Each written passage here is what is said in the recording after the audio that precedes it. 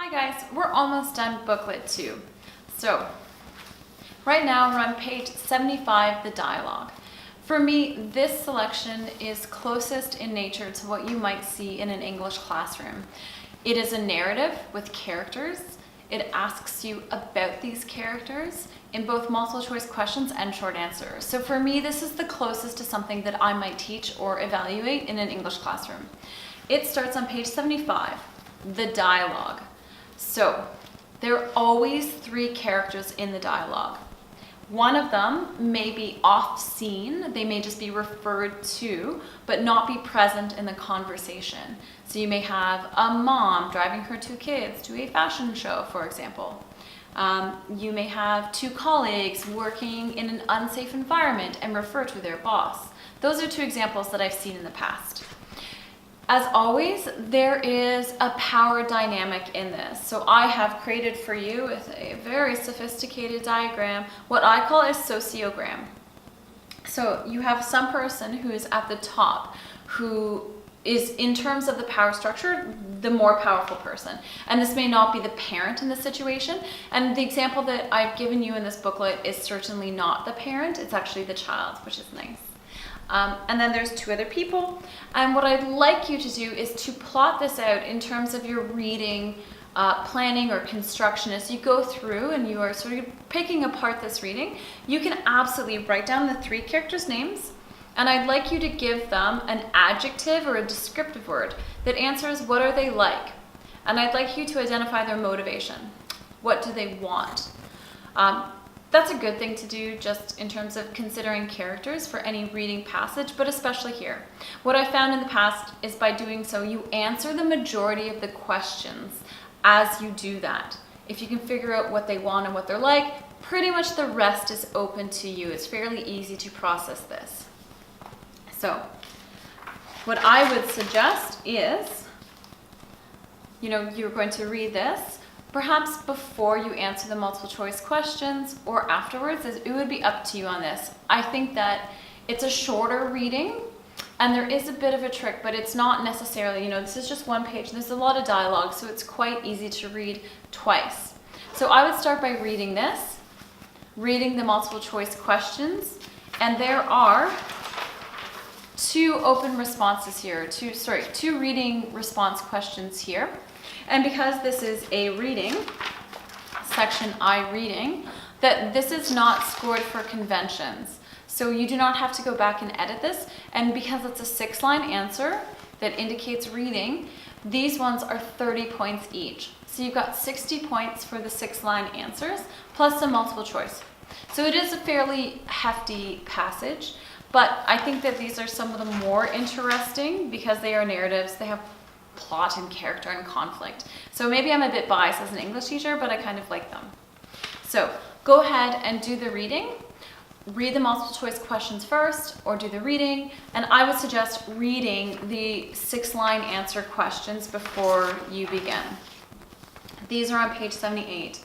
Does Jerry believe that Hannah's suggestions will help him? Use specific details from the selection to support your answer. So that gives you 2 of your people, Jerry and Hannah. There's obviously a 3rd person, but they're not necessarily in the selection or speaking. They're maybe just referred to. So what does Jerry like? What does he want? What does Hannah like? What does she want? Who is at the top of that power structure?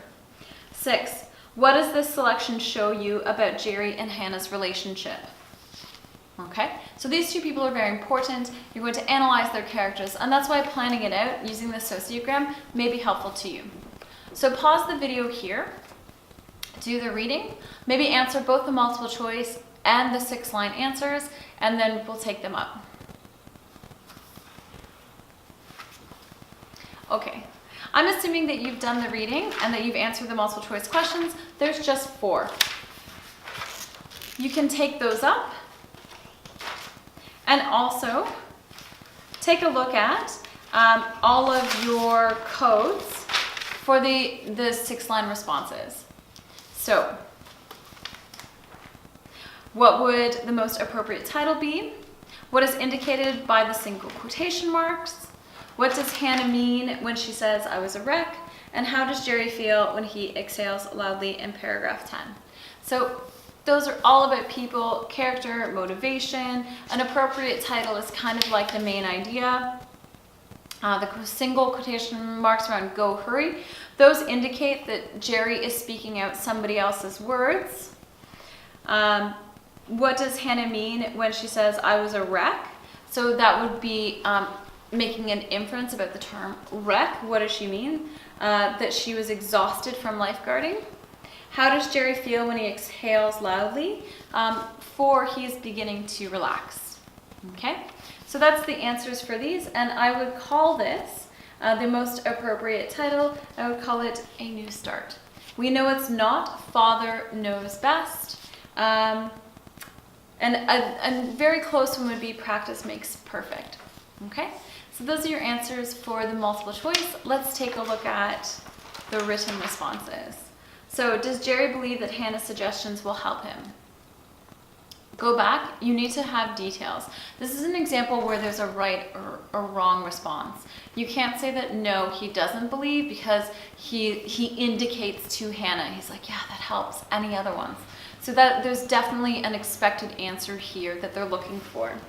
And what does it show about their relationship? It's a father who's asking his daughter, like he is being vulnerable, he's talking about the stress that he's feeling in his job retraining, and she's giving him advice. So that shows that they're very close, and that they trust one another, and that they're relying on each other for help, right? It's sort of a very lovely passage, and that, Jerry does refer to other people in the selection.